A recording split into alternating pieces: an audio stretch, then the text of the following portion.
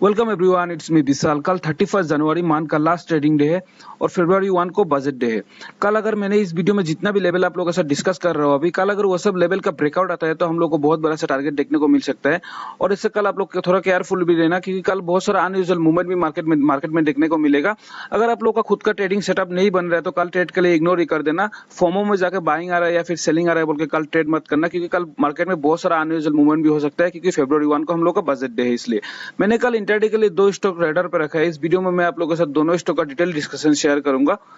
पहला स्टॉक जो मैंने कल इंट्राडे के लिए रखा है वो है इन्फोसिस लिमिटेड।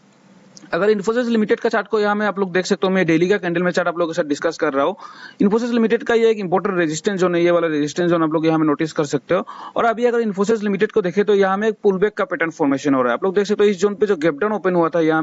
में गैप का पेंडिंग है। इसी जोन पे गैप पेंडिंग है। अभी गैप डाउन ओपन होने के बाद ये इसका फर्स्ट लो इस जोन पे फॉर्मेशन हुआ था, यहाँ से पुलबैक था, फिर से रिट्रेसमेंट किया, लेकिन अपना जो प्रीवियस लो है उसी लो को सस्टेन करके इसी जोन पे यहाँ से एक पुलबैक का पैटर्न इस जोन पे फॉर्मेशन हो रहा है। और अगर आज का अगर कैंडल आप लोग इस जोन पे नोटिस करने से देखो, ये एक इनसाइड कैंडल का फॉर्मेशन हुआ है। यहाँ पे आप लोग नोटिस कर सकते हो ये गैप पेंडिंग है, यहाँ से पुलबैक दिया और आज एक इनसाइड कैंडल का फॉर्मेशन यहाँ पे हुआ है। अगर ये इनसाइड कैंडल का ब्रेकआउट मिलता है हम लोग को ऊपर में, तो फिर से हम लोग को यहाँ में 1920 का ये इस लेवल को टेस्ट करते हुए दिखाई दे सकता है। यहाँ में इस लेवल का टारगेट हम लोग को मिल सकता है अगर ये इनसाइड कैंडल का यहाँ में ब्रेकआउट होता है तो। चलिए इसका एंट्री एग्जिट कैसा रहेगा मेरा, मैं आप लोगों को 15 मिनट में डिस्कशन करता हूँ इसका। हमें अगर 5 मिनट में हम लोग इन्फोसिस लिमिटेड को देखें तो अभी ऊपर में 1870 का इसी जोन पे हम लोग का एक इंपोर्टेंट रेजिस्टेंस जोन है। नीचे में मैं अगर सपोर्ट का बात करूं तो नीचे में हम लोग का जो इंपोर्टेंट सपोर्ट जोन है वो है 1860 का, ये वाला जोन अभी हम लोग का एक इंपोर्टेंट सपोर्ट जोन है। प्रीवियस टाइम पे देख सकते हो इस जोन पे ब्रेकआउट करने का टाइम नीचे से इसी जोन पे कंटिन्यू रेजिस्टेंस लेके हमें ब्रेकआउट दिया था। अगर मार्केट ऊपर से गिरने का टाइम देख सकते हो इसी जोन पे जो सपोर्ट ले रहा था, ये जो सपोर्ट एक कर रहा था,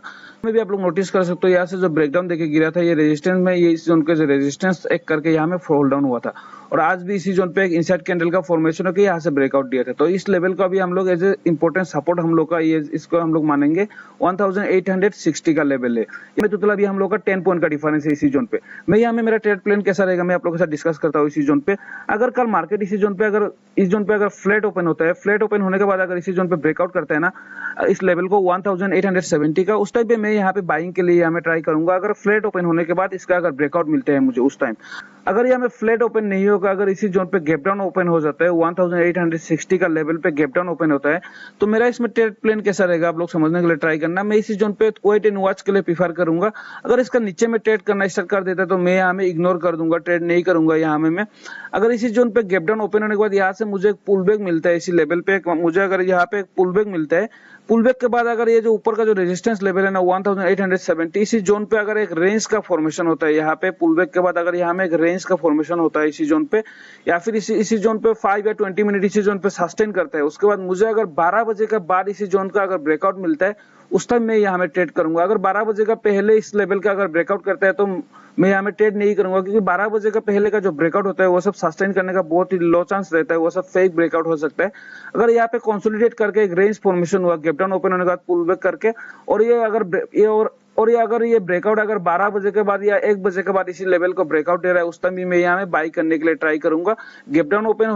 अगर गैप डाउन ओपन होकर इसका नीचे में ट्रेड करता है तो मैं इग्नोर कर दूंगा, फ्लैट ओपन होने से बाई करूंगा, या फिर यहाँ पे गैप डाउन ओपन होकर एक रेंज फॉर्मेशन होने के बाद हाफ एन आवर के बाद अगर ब्रेकआउट करता है तो बाई करूंगा। अगर ज्यादा बड़ा गैप अप ओपन होता है तो वेट एंड वॉच करना, क्योंकि ये सब लेवल में फिर से इस लेवल में सेलर बैठा हुआ है। अगर यहाँ से गैप अप ओपन हो जाता है तो जितना भी लोग जो नीचे से जो बाई करके बैठा है ना, जितना भी लोग होल्ड करके लेके गए होंगे, अगर गैप अप ओपन होता है तो उन लोगों को बहुत बड़ा सा टारगेट मिल जाएगा यहाँ में, तो उन लोग थोड़ा बहुत यहाँ में प्रॉफिट बुक कर सकते हैं। और यहाँ में अगर जो लोग स्टॉप लॉस लगा कर बैठे हैं ना सेलर लोग, उन लोग भी यहाँ से फिर से अगर नया सेलर अगर यहाँ पे एंट्री लेते तो मार्केट फिर से नीचे में आ सकता है यहाँ में। तो अगर गैप अप ओपन होता है तो यहाँ में वेट एंड वॉच का सिनेरियो रहेगा। नीचे अगर यहाँ में ओपन होकर नीचे ट्रेड करता है तो ट्रेड नहीं करेंगे। ये था कल के लिए पहला स्टॉक। चलिए देख लेते हैं दूसरा स्टॉक कौन सा है कल के लिए। तो गाइस कल के लिए दूसरा स्टॉक जो रहेगा वो है हम लोग का Bharti Airtel Limited. Bharti Airtel Limited को यहाँ में नोटिस कर सकते हो, यहाँ में जो कंटिन्यू जो सेलिंग था ना, सेलिंग में इसी जोन पे फर्स्ट सपोर्ट का यहाँ पे फॉर्मेशन हुआ था, सपोर्ट के बाद ये फर्स्ट पुलबैक था, रिट्रेसमेंट किया, फिर से जो अपना जो लो है उसी लो को सस्टेन करके प्रीवियस हाई को ब्रेकआउट के ऊपर में मोमेंटम किया। और इसी जोन पे अभी देख सकते हो बहुत सारा टाइम से इसी जोन पे ट्रेड कर रहा है। अप टू दिसंबर 2024 का दिसंबर से लेकर अभी तक जनवरी खत्म होने वाला है, 2 महीना हो गया इसी रेंज पे कंटिन्यूअस ट्रेड कर रहा है, इसी रेंज का ब्रेकआउट नहीं मिल रहा है हम लोग को। और अगर आज का अगर कैंडल को आप लोग यहाँ में नोटिस कर सकते हो, ये जो कैंडल का जो आज का जो फॉर्मेशन हुआ ना, ये कैंडल एक स्ट्रॉन्ग बाइंग का कैंडल पे यहाँ में फॉर्मेशन। इसका चार्ट को मैं 5 मिनट में आप लोगों के साथ डिस्कस करूंगा, उस टाइम आप लोगों को समझ में आएगा ये जो आज का जो बाइंग का जो कैंडल है ना, एक बहुत ही स्ट्रॉन्ग बाइंग का कैंडल क्यों मैं बोल रहा हूँ यहाँ में। कल अगर इसी कैंडल का अगर टॉप फिर से अगर हम लोग को यहाँ में अगर ब्रेकआउट मिलता है तो यहाँ में चांस है फिर से ये ऊपर में मोमेंटम कर सकता है अप टू 1680 का लेवल तक, इस रेंज को यहाँ में ब्रेकआउट कर सकता है कल अगर इसका अगर टॉप ब्रेकआउट करता है तो इसका अगर टॉप ब्रेकआउट करता है तो कल यहाँ में हम लोग इंटरडे के लिए ट्राई करेंगे, मैक्सिमम से मैक्सिमम 10-15 पॉइंट के लिए ट्रेड करेंगे। हम लोग का स्टॉप लॉस मैक्सिमम 7-8 पॉइंट का रहेगा, 1:2 का टारगेट के लिए यहाँ में ट्रेड करेंगे अगर इसका अगर टॉप ब्रेकआउट करता है तो। चलिए इसका 5 मिनट में हम लोग डिस्कस कर लेते हैं एंट्री एग्जिट कैसा रहेगा। 5 मिनट में आप लोग समझने के लिए ट्राई करना, मैं आप लोगों को जो क्यों बोल रहा हूँ ये एक बहुत ही स्ट्रॉन्ग बाइंग का कैंडल फॉर्मेशन हुआ है बोल के।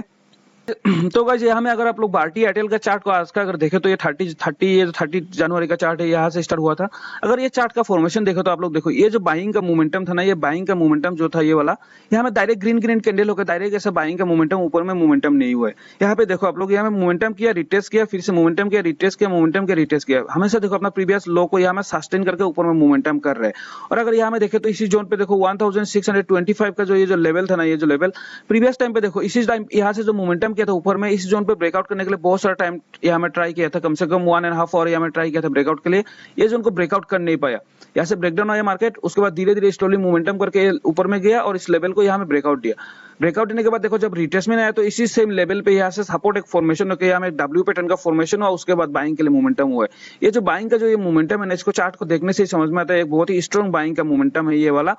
ऐसा वाला अगर मोमेंटम करता है तो ये सब मोमेंटम में चांस रहता है कि प्राइस सस्टेन करने का चांस रहता है ये सब मोमेंटम में। कल के लिए जो हम लोग का जो भारतीय एयरटेल में इंपॉर्टेंट जो सपोर्ट जोन रहेगा वो सपोर्ट जोन रहेगा 1630 का, ये वाला लेवल में आप लोगों के साथ मार्क कर रहा हूँ यहाँ में 1630 का एक इंपॉर्टेंट हम लोग का सपोर्ट जोन रहेगा, क्योंकि इसी जोन पे एक डब्ल्यू पैटर्न का फॉर्मेशन होकर ब्रेकआउट किया था और यहाँ पे आप लोग नोटिस भी कर सकते हो यहाँ पे एक इनसाइड कैंडल का फॉर्मेशन होकर भी ये ब्रेकआउट किया था। तो ये जोन अभी हम लोग के लिए इंपॉर्टेंट सपोर्ट जोन रहेगा। और ऊपर में जो हम लोग का इंपॉर्टेंट जो रेजिस्टेंस जोन रहेगा वो बोलने से आज का जो टॉप रहेगा 1645 का इंपॉर्टेंट रेजिस्टेंस जोन रहेगा। इसका जो ये जो इसका जो बीच में ये वाला हम लोग के लिए नो ट्रेडिंग जोन रहेगा। कल अगर इसी भी रेंज में ट्रेड करके रहता है तो साइडवेज होकर रह सकता है मार्केट, तो ये वाला जोन हम लोग के लिए नो ट्रेडिंग जोन रहेगा। चलिए इसमें हम लोग का एंट्री कैसा रहेगा मैं आप लोग के साथ डिस्कस करता हूँ। सोच लो कल अगर यहाँ में अगर प्राइस अगर फ्लैट ओपन होता है ना, फ्लैट ओपन होने का मतलब मैं बोल रहा हूँ अगर 1640 का ऊपर में ओपन होना चाहिए, 1640 का ऊपर में इसी जोन पे ओपन होने के बाद अगर आज का टॉप ब्रेकआउट करता है 1645 का अगर ब्रेकआउट करता है उस टाइम यहाँ में हम लोग एक बाइंग का पोजीशन बनाऊंगा मैं इसी जोन पे। अगर 40 का ऊपर में इसी जोन पे ओपन होकर ब्रेकआउट करता है तो यहाँ में 40 का नीचे में ओपन होता है तो इसी जोन में रह सकता है फंस के, तो यहाँ में मेरा वेट एंड वॉच रहेगा, नॉट ट्रेडिंग जोन रहेगा ये वाला लेवल। अगर कल प्राइस 1640 का नीचे में अगर ओपन होता है तो सोच लो कल अगर इसी मैंने जो यहाँ में दो कंडीशन डिस्कस किया है ऐसा अगर ओपन नहीं होके कल अगर डायरेक्ट प्राइस इसी जोन पे अगर गैप डाउन ओपन होता है, सोच लो यहाँ पे 1630 का इस लेवल में गैप डाउन ओपन होता है। गैप डाउन ओपन होने से मैं यहाँ में डायरेक्ट बाइंग के लिए प्रीफर करूंगा। इसका पीछे का रीजन आप लोग समझने के लिए ट्राई करना। ये जो आज का जो ये सब मोमेंटम है ना, ये जो बाइंग का जो मोमेंटम है, जितना भी लोग यहाँ में ट्रेंड को मिस कर दिया ना, बाई कर नहीं पाए ना, लास्ट टाइम यहाँ पे एक डब्ल्यू पैटर्न बनाया था तो ये वाला जोन में आप लोगों से डिस्कस कर देता है, ये इंपॉर्टेंट सपोर्ट जोन बन चुका है हम लोग के लिए। प्रीवियस टाइम पे देख तो ये एक इंपॉर्टेंट सपोर्ट जोन है। अभी कल अगर फिर से अगर गैप डाउन इसी जोन पे अगर मिलता है ना तो यहाँ में बहुत सारा नया बायर जो इस ट्रेंड को मिस कर दिया उन लोग यहाँ में एंट्री लेने के लिए ट्राई करेंगे कल इसी लेवल पे अगर गैप डाउन ओपन होता है तो यहाँ में अगर गैप डाउन ओपन होने के बाद इसका नीचे में ट्रेड करता है तो जितना टाइम इसका नीचे में ट्रेड करेगा मैं ट्रेड करने के लिए इंटरेस्ट नहीं रहूँ, क्योंकि ये एक इंपॉर्टेंट देखो ये वाला सपोर्ट जोन है, यहाँ से नीचे में गिरेगा फिर से इसी जोन पे सपोर्ट लेगा, यहाँ से नया बायर एंट्री लेंगे, प्राइस थोड़ा मोमेंटम ऊपर में करेगा, फिर से रेजिस्टेंस इसका नीचे में गिरेगा तो यहाँ में साइडवेज हो सकता है, तो नीचे में ट्रेड करने के लिए मैं इंटरेस्ट नहीं हूँ। अगर यहाँ में गैप डाउन ओपन होने के बाद अगर मुझे यहाँ से एक 5 मिनट का कैंडल या फिर एक 15 मिनट का कैंडल भी मुझे यहाँ से पुल बैक का मिलता है ना, उस टाइम मैं यहाँ में बाय करने के लिए इंटरेस्ट रहूंगा, क्योंकि इसी जोन पे ओपन होने से मैं आप लोगों से डिस्कस कर चुका हूँ नया बहुत सारा बायर एंट्री लेने के लिए ट्राई करेंगे इसी जोन पे। तो अगर गैप डाउन ओपन होने से मैं यहाँ से बाई करने के लिए इंटरेस्ट रहूंगा। अगर 1640 से 45 का इसी लेवल पे ओपन होता है, ओपन होने के बाद अगर फ्लैट ब्रेकआउट करता है तो मैं यहाँ में उस टाइम में भी यहाँ में बाइंग के लिए इंटरेस्ट रहूंगा। सेलिंग के लिए तो मेरा कोई भी अगर इसमें ट्रेड पोजीशन कल मैं नहीं बनाऊंगा, क्योंकि इतना बड़ा अगर स्ट्रॉन्ग बाइंग के बाद कोई यहाँ में सेलिंग करने का कोई रीजन नहीं बनता है। यही दोनों एंट्री रहेगा मेरा कल इसमें। अगर गैप अप ओपन हो जाता है तो मैं थोड़ा बहुत इसमें इग्नोर कर दूंगा अगर गैप अप ओपन हो जाता है तो, क्योंकि यहाँ में जो बहुत सारा नया बायर एंट्री लिए है वो लोग अगर गैप अप ओपन होता है तो थोड़ा बहुत वो लोग प्रॉफिट बुक कर सकते हैं, तो मार्केट में थोड़ा बहुत हम लोग को गैप अप ओपन होने के बाद सेलिंग दिखाई दे सकता है, इसलिए गैप अप ओपन में मैं इसमें इग्नोर करूंगा फ्लैट, या फिर ये मुझे गैप डाउन ओपन होने से मैं इसमें ट्रेड करूंगा। अगर कुछ भी प्राइस में चेंज होता है तो ट्रेडिंग अगर कुछ भी ट्रेडिंग में चेंज होता है प्राइस में तो मैं उसका अपडेट आप लोग को डिस्क्रिप्शन में टेलीग्राम लिंक है वो हमें कर दूंगा, आप लोग जाकर फॉलो कर लेना। अगर वीडियो अच्छा लगा तो लाइक एंड सब्सक्राइब कर देना।